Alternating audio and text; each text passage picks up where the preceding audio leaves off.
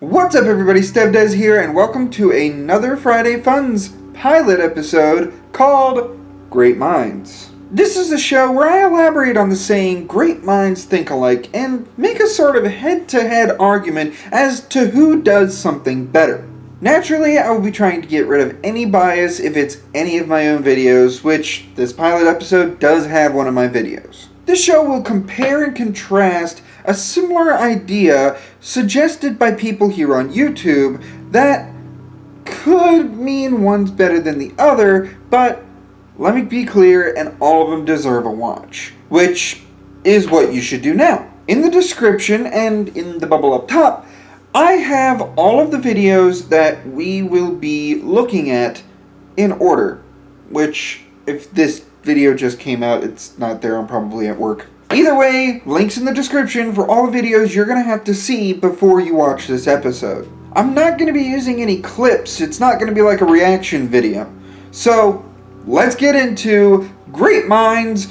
What if... that is a long title, let me read that. What if Kakarot landed at Capsule Corp and was raised by Dr. Briefs and his family? Yeah, making a hodgepodge of every title is definitely going to be a thing for this series. Watching them, there is some similarities, like the idea that the pod lands in the backyard of Capsule Corp. This is a regular thing, everybody agrees with that on the spectrum. However, introductions are where things start to skew a little bit. In MasakoX's iteration, we get Dr. Briefs getting the child, and Bulma witnessing it and not liking the idea of having another kid. That would be understandable for an only child, considering Tights is across the ocean. The way Dr. Briefs goes around it in his scenario, he thinks there's really nothing wrong with the child, as would be expected, but still wants to do a couple experiments. Fair enough, he seems like a normal child. Adopting him is probably going to be universal, which it is. In MasakoX, it's more of a family decision. Young Bulma is the final say in it because she wants a little brother. Tights is gone. So, really she has nobody to play with. So, she wants to keep it. Oh, also, one other big thing. MasakoX's iteration has Bulma at 7 years old and Kakarot at 4. So, in this iteration, I'm guessing Masako has Bulma at 4 years old, which would mean that Kakarot's barely a year old. It being more of a family decision adds a bit more to the characters and a little bit more detail to the overall story. In my own iteration, I had Dr. Briefs act as opposed to think about it.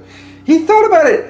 The idea is that he was supposed to think about it after the police left and after Bulma went to bed, and he would make the decision for the family because he wants to do some experiments on the child. To change things up a bit, and this is a bit of a retcon from my video, Bulma is left in the dark about this. She sees the pod and she sees her father going in and getting something, but she has to go to the police, tell them what her daddy's saying, and then close the door. But of course the police are going to wait for Dr. Briefs, and Dr. Briefs does address them.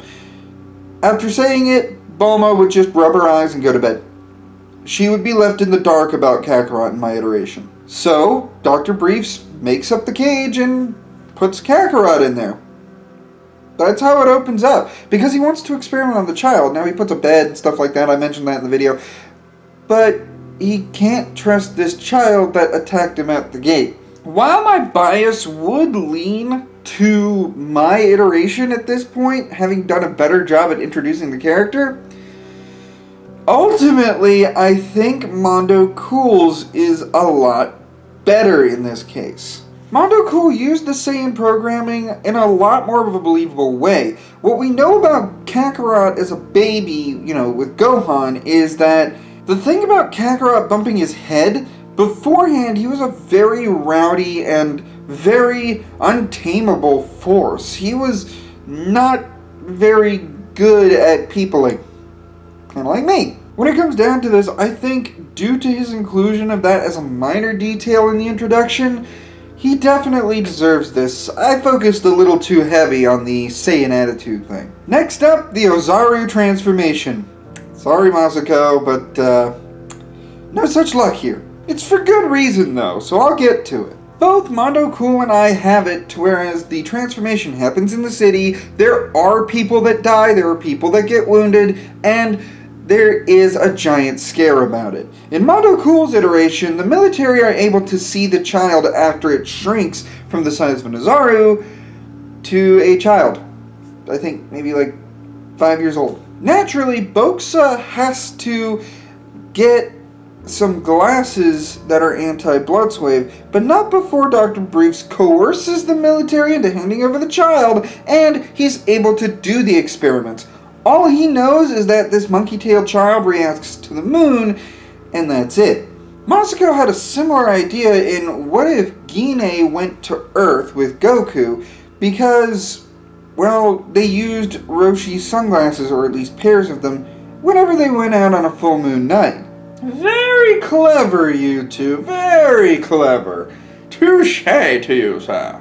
In my iteration, by getting several different blood samples, Dr. Briefs is able to determine the glands in the tail react with the moon in some way. He doesn't determine the blood waves, but he does determine that the tail is to blame and removes it, allowing him and Kakarot, because I had not named him Bokusa yet, to properly identify with each other and have a little back and forth as to why he had to remove the kid's tail, even though the kid really liked his tail. It was really, like, poor Bokusa. In my iteration, it is a walk alone with the child that the Ozaru transformation happens, and in Mondo Cool's iteration, it is the point where the whole family is walking, and it just so happens to be a full moon.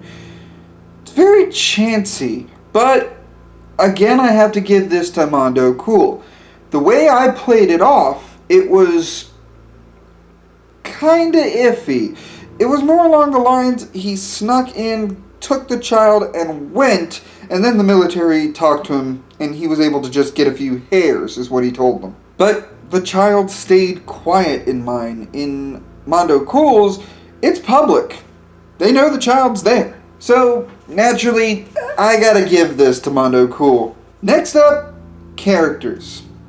Mondo Cool's not winning this one. This isn't more characters versus less characters. This is how the characters choose to interact and how that he believes is the best way to go about this. I'm sorry, the surgery suggestion is off the table. You lose on this one, MC. I don't agree. I don't think that in my life, I'll put my life on the line for this one.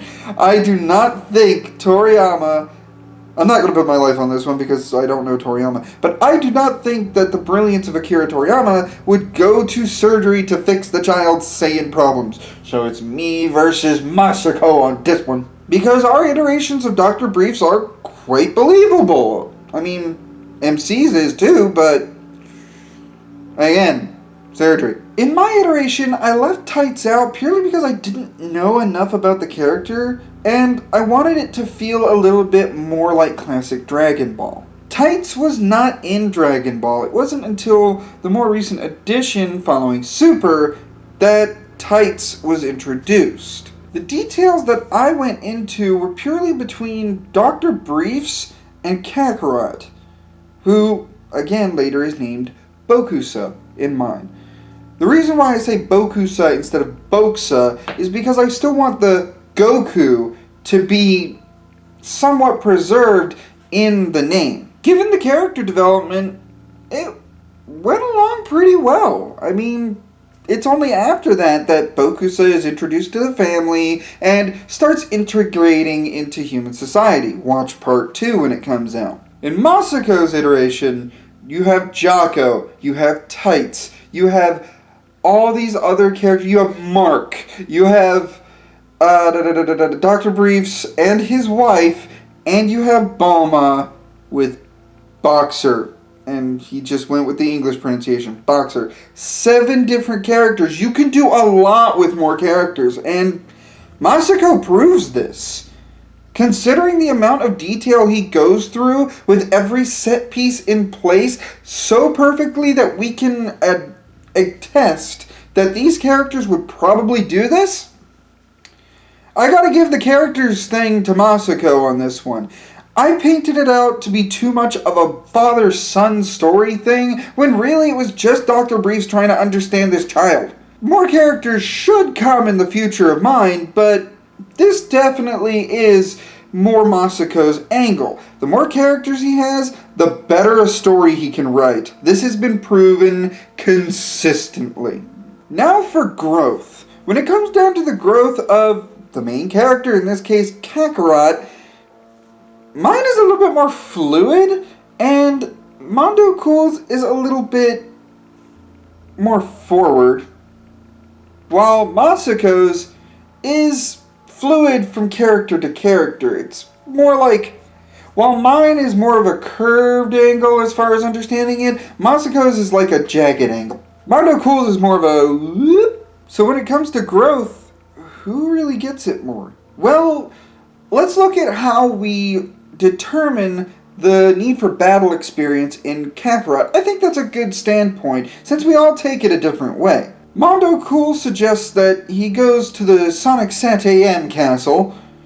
You know what I'm talking about. Thank you, YouTube being YouTube. In order to properly get a hold of him wanting to do martial arts. And in school, he's a lot better at wrestling and the sort. Truly, the child has a gift, and Dr. Briefs wants to understand and exploit it.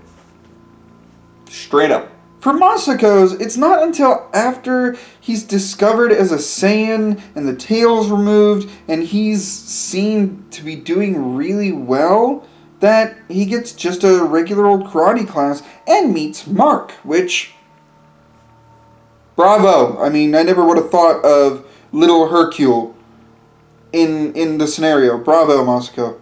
Rather good work. Jolly good. In my iterations, during the experiments in the lab, naturally, karate movies, martial arts movies, Mortal Kombat probably. Honestly, there would be several key factors being those movies and the 20th World Martial Arts Tournament, where young Kakarot witnesses King Choppa take the lead and win the World Martial Arts Tournament, is where I had it sort of escalate to. Given the situation, and given how Masako jumps from character to character, there is something to be said about that way to build a character. By doing it in the sort of snake-like function I have, it's expected that you remember point A fully in order for point B to work. Masako doesn't have that problem. Because he has several characters, he's able to go from point A to point B, and you understand from point A because point B is happening, and you understand from point C because point B is happening, and you understand from point C because point D is happening. He's able to create sort of an easier web, allowing the viewer to have a much easier time understanding where all these pieces fit. So, Masako gets the point on this one too. The final thing I want to address between the videos is the nature of the Saiyan. Mondo Cool briefly mentions that the Saiyan has attitude problems, which that makes sense, because he didn't hit his head.